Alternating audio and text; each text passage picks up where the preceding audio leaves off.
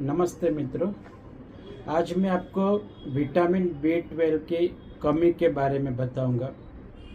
अभी की जो मॉडर्न लाइफस्टाइल है उसमें ज़्यादातर लोगों को विटामिन B12 की कमी हो जा रही है। आज से 30-35 साल पहले हमें ये सब सुनने में नहीं आता था, क्योंकि ये सब हमें रोज़ बरोज़ के खाने में विटामिन B12 मिल जाता था। और अभी के लाइफस्टाइल में खाने पीने की जो चीज़ है उसमें विटामिन B12 कम रहता है, तो शरीर में विटामिन B12 कम होता है, तो उसकी कमी ज़्यादातर लोगों में अभी पाई जाती है। तो विटामिन B12 की कमी में क्या लक्षण क्या है वो मैं आपको पहले बताऊंगा।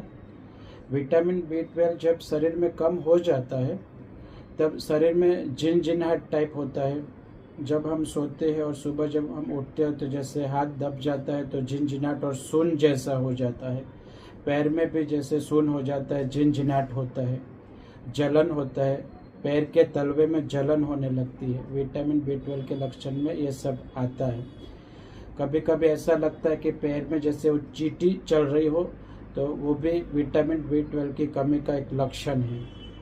और कभी कभी ऐसा होता है कि चीज़ें हम भूलने लगते हैं, कौन सी चीज़ कहाँ रखी है वो जल्दी हमें मालूम नहीं पड़ती, याद करना पड़ता है।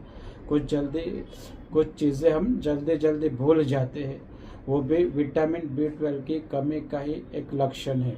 तो ये सब विटामिन B12 की कमी के लक्षण हैं।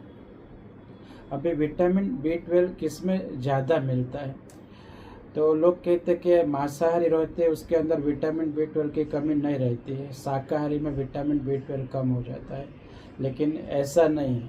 शाकाहारी में भी काफ़ी सारी ऐसी चीज़ें हैं जिसमें से हमें विटामिन B12 पूर्ति मात्रा में मिल जाता है।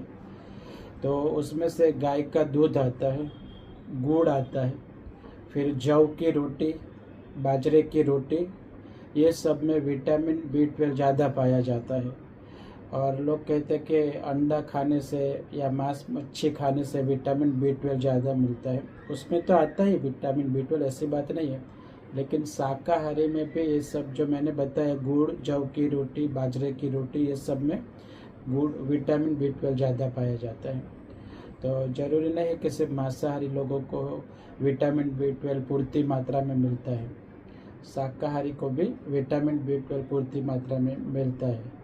तो और पहले के 30-35 साल पहले क्या था कि जब हमें हमारी मम्मी जो है ना, वो रोटी जो रहती है ना उस पर घी लगा के, गुड़ लगा के, फिर वो उसका पिंडल बना के हमें देती थी, हम खा जाते, तो उसमें से विटामिन B12 मिल